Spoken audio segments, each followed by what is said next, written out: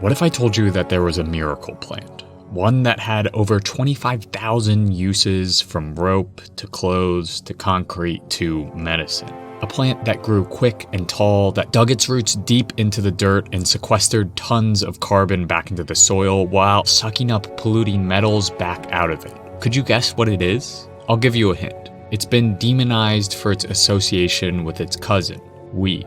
That's right, this miracle plant is hemp. But in the US, it's barely grown. So why, if hemp can do such good, has it been so villainized in the eyes of Americans? This is the story of how the United States almost had a sustainable hemp-based society and then threw it all away. This video is sponsored by CuriosityStream, which now comes with Nebula for free when you sign up using the link in the description. Hemp, a non-psychoactive strain of the cannabis plant, seems like it can do everything.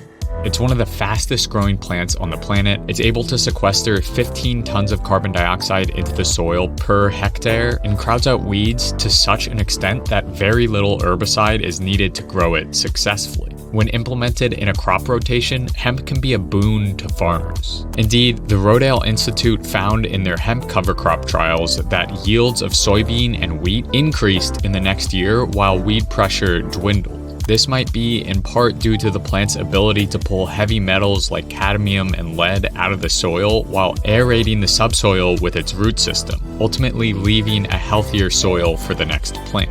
In short, hemp's impact on the soil is minimal while also sequestering a massive amount of carbon in a very short period of time. But hemp's benefits don't end on the farm. As I mentioned earlier, according to the USDA, it has over 25,000 uses. Its seeds are nutrient dense and can be eaten raw or made into milk or oils. Its stalks can be used to make fiber that's stronger, more absorbent, more durable, and better insulating than cotton. And if clothing isn't what you need, then you can make hemp paper or even hemp concrete. That's right, concrete. When you mix the wooden refuse from the hemp fiber making process with a lime-based binder and water, you get a hardened substance similar to traditional concrete. As a result, a meter squared area of hempcrete can sequester up to 16 kilograms of CO2 equivalent over its life cycle. And all of this is just the tip of the iceberg. There are many more applications like insulation that can be made from hemp. So if hemp can fulfill so many needs, then why isn't it all over the place now? Back in 8000 BCE, Mesopotamians were weaving hemp cord into pottery. That's right, hemp was getting used as far back as 10,000 years ago. In fact, the plant is one of the first cultivated crops. In China, hemp has been continuously cultivated for over 6,000 years, with farmers first converting the crop into textiles and then later in 150 BCE into some of the first paper. And from the paper of the Magna Carta to the very sails that brought the violence of colonialism to the shores of North America, hemp has been part of history. In fact, the early days of the United States were marked by an intensive hemp economy. In 1535, King Henry VIII of England required farmers to sow at least a quarter acre of their land with hemp, because at the time, 80% of clothing was made from hemp. As a result, the American colonial project partly developed on the back of hemp. The first American colony in Jamestown, Virginia, mandated farmers grow hemp in 1619. And soon after, Massachusetts, Connecticut, and the Chesapeake Bay colonies all enacted similar laws. Hemp was even used as a form of currency in some colonies. George Washington farmed hemp, and so did Thomas Jefferson. In short, hemp was a cash crop in the American colonies. But there was a problem. Hemp required a significant amount of labor to harvest and process. This was solved at first by the violent use of forced labor of enslaved people. But as the cotton industry soon took off and the cotton gin made cotton that much quicker to process, hemp products slid into a decline. But the story doesn't end there. Hemp farms in Missouri and Kentucky continued to pump out fibers for sails and textiles throughout the 19th century and into the early 20th century. But it's here in the early years of the 20th century that we begin to see the last threads of the American hemp industry wither away.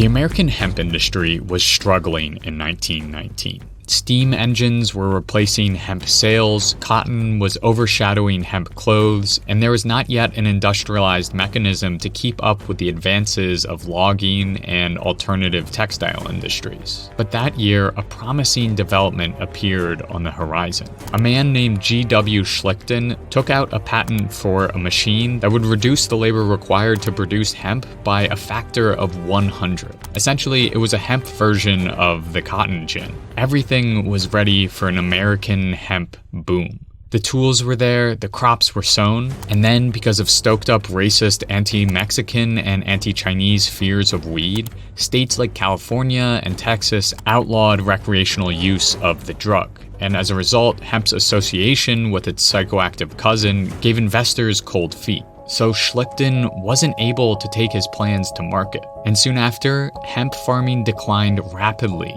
from 41,200 acres in 1917 to just 600 acres in 1929. America's hemp industry was at death's door. And the final nail in the coffin was the Reefer Madness propaganda campaign of the 1930s. Marijuana, the burning weed with its roots in hell. The campaign was rumored to have been partially driven by newspaper tycoon William Randolph Hearst's fear of hemp overtaking traditional papermaking operations, as well as the fossil fuel chemical company DuPont's desire to crush any resurgence of hemp that would threaten to compete with their new plastic fiber invention, nylon. Reefer Madness ruthlessly villainized weed, and through association, hemp. Steeped in racism and fear-mongering, the campaign was largely a success in the eyes of its conservative creators, and by 1937, the Marijuana Tax Act was implemented, which placed a heavy tax on the sales of any cannabis product, including hemp products. The tax and the plant's stiff competition left hemp farmers withering, except for a brief period in World War II where the US government spurred the growth of hemp to create military goods and uniforms. Hemp for mooring ships, hemp for tow lines, hemp for victory. By 1958, however, industrial hemp had all but gone extinct in the United States. But now, in 2021, a new hope is growing for the American hemp industry, one that could possibly point us towards a sustainable, plant-based future with a much smaller impact on the ground and the planet. After almost 70 years of lying dormant, the seeds of hemp are sprouting through American soils once again. As of October 2019, 46 states in the US are allowed to grow hemp for commercial purposes. Hemp was removed from its classification as a Schedule I drug and is now considered a commodity crop in the eyes of the federal government. Driven by a boom in CBD and hemp-based foods, over 148,000 acres of hemp were farmed in 2019. And the IMARC Research Group predicts that the hemp market will expand by 18% by 2026. This is promising, but in order to truly live up to its potential, the hemp industry not only needs to develop much more quickly, but also expand outside the realm of CBD. Hemp concrete, hemp fuel, hemp clothing, hemp insulation, and hemp paper could all potentially replace their current counterparts. But the question is, if hemp production is scaled up, will it actually be better than the current industrial agriculture practices, or will it just be another commodity crop like corn?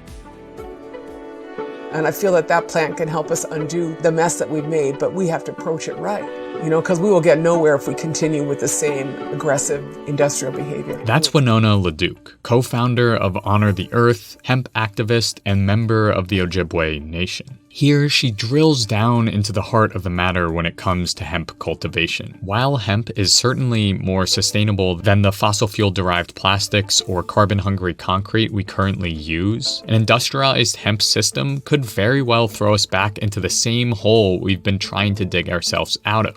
If we carry over our same capitalist industrial agricultural systems into hemp farming, we're going to get a whole lot of CBD and tired soil. A transition into a hemp economy could, however, offer a pivot point, a point that moves from extractive monocultural farming to regenerative polycultural stewardship. This means using appropriate technologies, no-till methods, compost, and crop rotations among many other systems to not only sequester carbon, but heal the soil as well. And these sustainable methods are already being developed by people like Winona LaDuke, who helped establish the Tribal Hemp Initiative through the Anishinaabe Agricultural Institute. Up in northern Minnesota, LaDuke and many others are working to bring traditional hemp farming techniques in parallel with modern practices to create a thriving indigenous-led hemp industry. An industry that runs counter to a fossil fuel-thirsty industrial agriculture by demonstrating that a more ethical world is already possible.